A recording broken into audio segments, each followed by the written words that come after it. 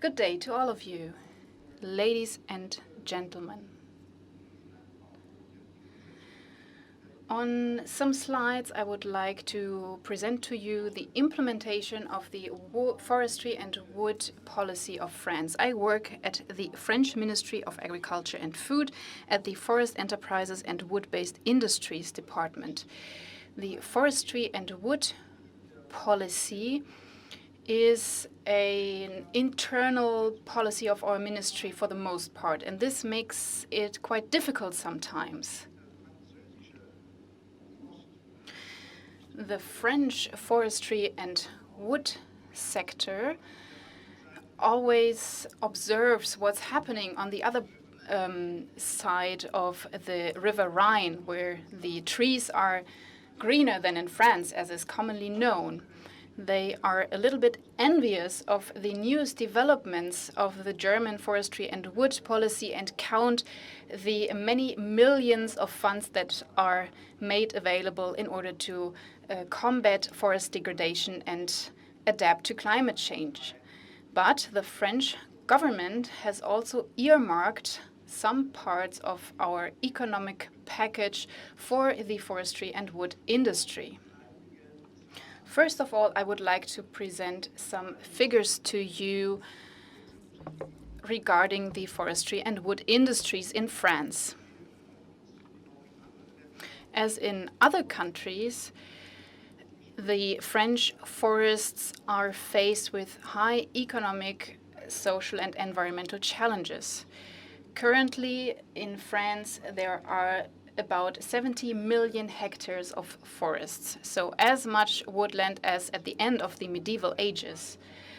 Until the mid-century, the forest had been degraded to a minimum of 7.5 million hectares. Our forests are very diverse. We have 138 tree species, predominantly hardwood, so deciduous trees, which is a problem for us. Most of the forest land is owned by private owners. We have about 3.3 million private forest owners. The marketed logged timber is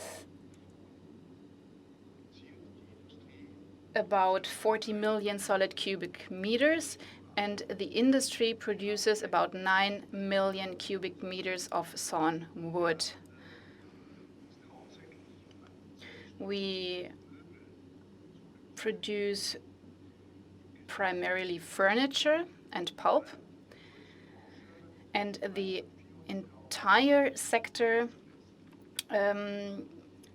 provides about 400,000 jobs.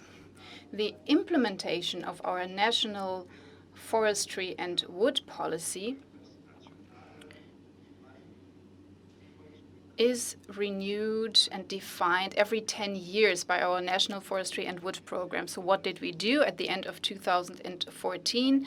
The Act on the Future of the Agricultural, Food and Forestry Industries was adopted by the French Parliament. The elaboration of this program lasted for 1 year until 2015. Then we conducted a survey among the population, which lasted until 2016.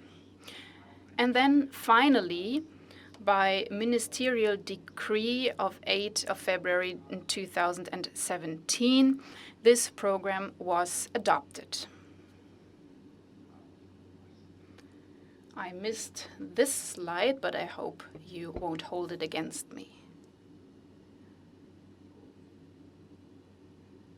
All right. So this national program for the forestry and wood industry is defined as follows. It is a national program for the forestry and wood management that sets out the guidelines for forestry policy for a maximum period of 10 years.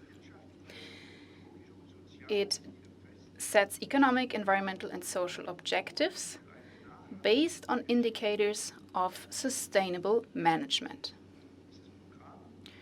The program provides for the exchange of information on the production of forestry and timber products in order to increase the value of timber and the development of enterprises, as well as about the positive environmental and social impacts of forests with a view to their development, further development, and the evaluation of the modalities of these wood-producing companies' remuneration.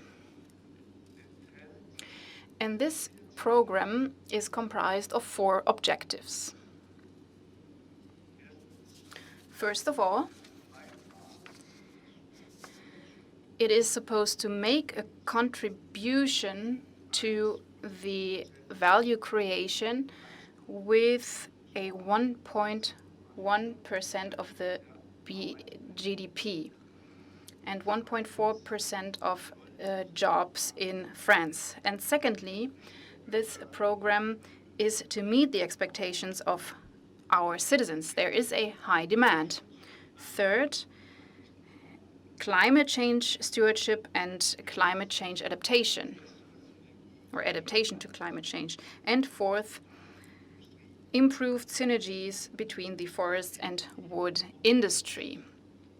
We are talking about the round wood industry here, or rather the lack of round wood.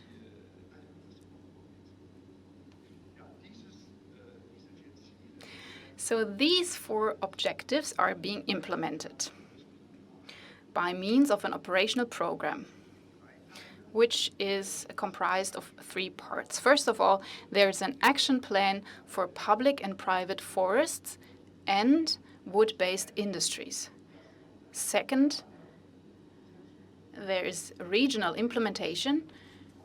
And third, and this is also a very complicated matter,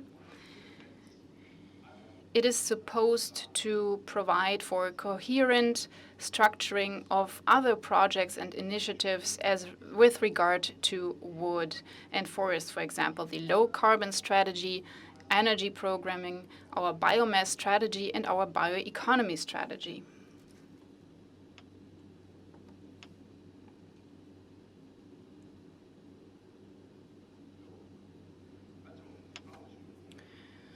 So the execution of this plan is comprised of numerous measures. I'm not going to present all of them to you, but I would like to name some examples. By 2026, we want to harvest additional 12 million cubic meters in order to increase the amount to about 50 million cubic meters. This means about 65% of the yearly increment in stocks. And this increment, or this increase in timber yield, will mainly be conducted in private forests. The increase in public forests will mainly be harvested. And this objectives requires an intensified management of private forests and at the same time improved adaptation to climate change. A priority area here is reducing damage caused by game. This is also a very important objective in all of our woodland. And this reduction in damage is expected to bring about the improvement of nature-based forest management, which will be possible if we succeed in limiting our game stock, which is not the case at the moment.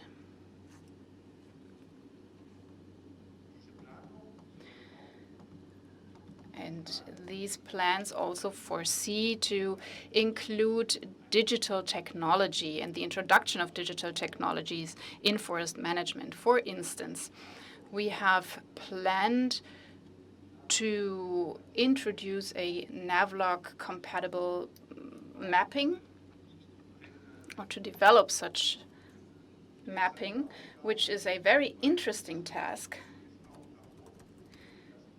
Secondly, it is also about providing improved access to the public register of woodland areas. So this is a prerequisite that is fundamental. We also want to improve round mill log supply to our sawmilling industry by yearly agreements. Our raw material, wood, this has been mentioned several times this morning, this raw material needs to be better supported.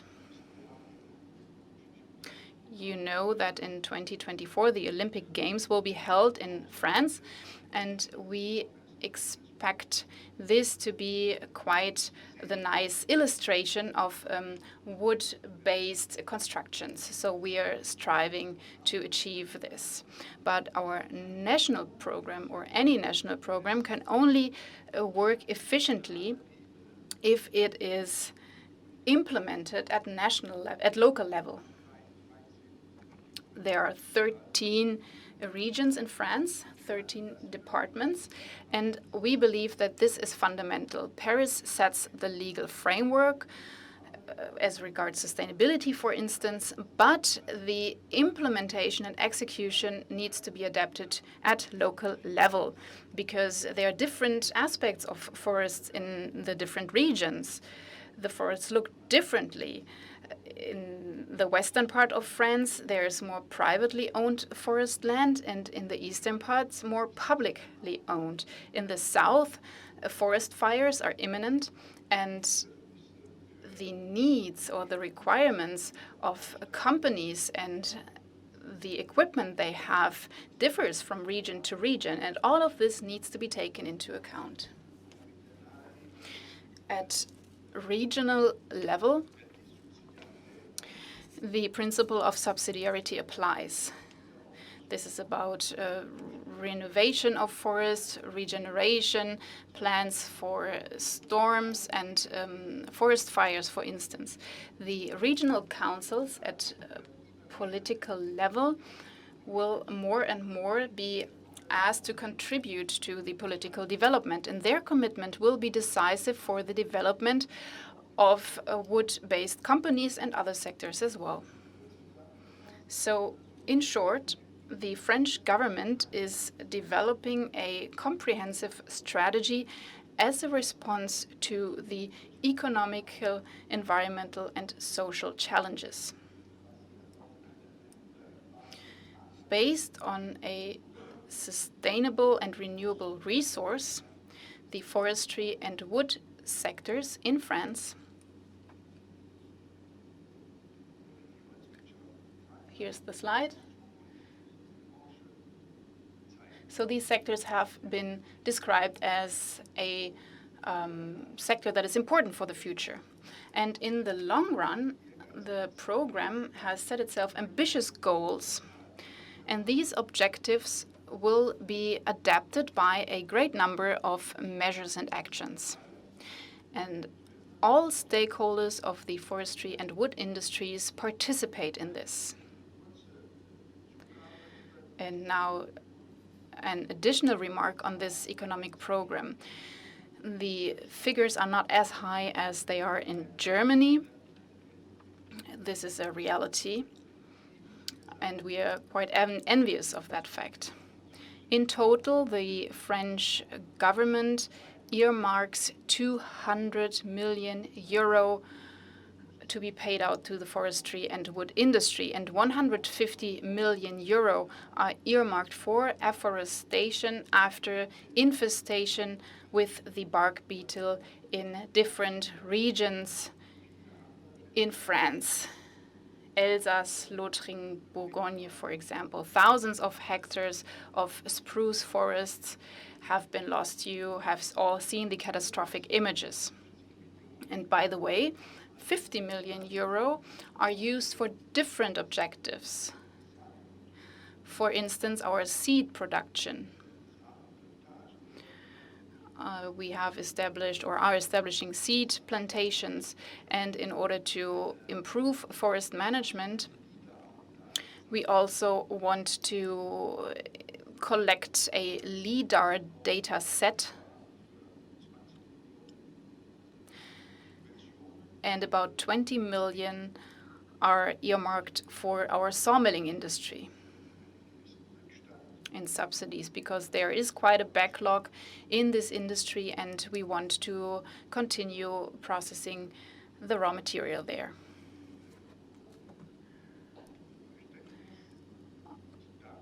Thank you very much for bearing with me, and I would like to thank you for your attention. Thank you very much, Mr. Lejeune. It is impressive that you held this presentation in German. I would not have been able to hold such a presentation in French. If I understood you correctly, within the process of industrialization, a lot of trees have been cut down, but you said that you have now reached the levels that you had in the medieval ages. This sounds like these forest areas are quite vast.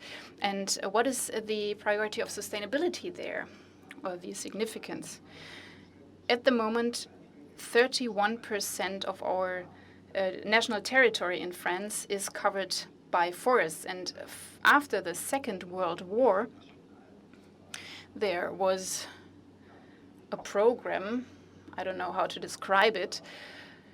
What the government did back then was it strived to reforest the forest land in order to decrease imports of wood. The issue of sustainability is a very topical one in France at the moment.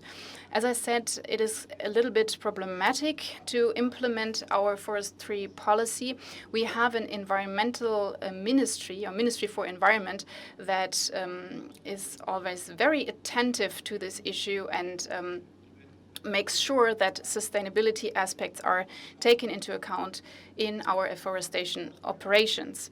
There is also an institute, a major forestry institute in our national, or responsible for our national and regional forests, and also a simplified forestry institute that is responsible for our private forests, because as I said, most of our forest areas are in private hands. And we need to strive to mobilize this resource in private forests in a sustainable manner. There is no other way if we want to ensure that we meet the requirements of our population. We need to take this into account because there's a very high demand. Thank you very much. I'm delighted that our audience has submitted 2 questions as well, and I would like to encourage you to send us your questions also to the other speakers. One question by Albert Teichinger from the University of Wien. He asks about the importance of forest plantations in France and your experiences with that, and also future plans. The number of plantations has decreased quite a lot. Why? Because our main resource is oak trees. And by natural rejuvenation processes, or to put it in other words, for our afforestation, we use rejuvenation processes. So there are only oak plantations, but as regards deciduous trees, most of them are grown by natural rejuvenation operations. I hope this was clear. Yes, I think you were quite clear on that. A second question. Following the oversupply of damaged wood and a lack in sawn timber, what does the situation look like in France? Is it similar to the one in Germany, that there is more damaged wood than sawn timber? Yes. We established a system in France The damaged wood, of course, has to be cut down in the forest as soon as possible. And in the process, we are being supported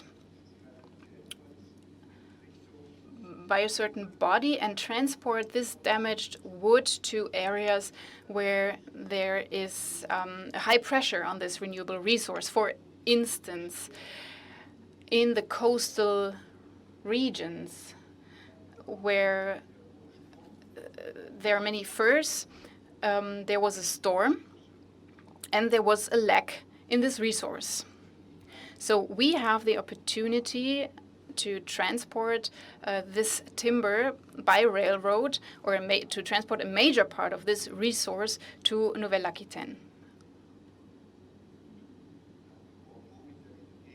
the region Bordeaux, for instance.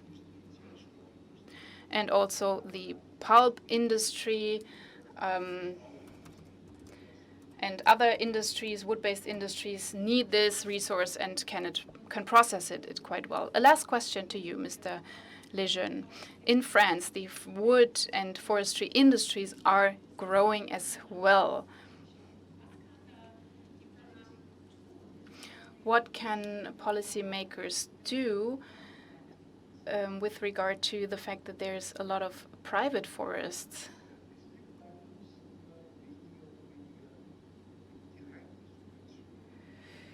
There are less and less direct subsidies in France. There are opportunities for tax reliefs, or to make tax reliefs possible, if someone decides to buy forest land. So in that case, you can deduct a certain amount from your tax returns. Also, if you work on forest land, you can deduct it from your taxes, and this works quite well.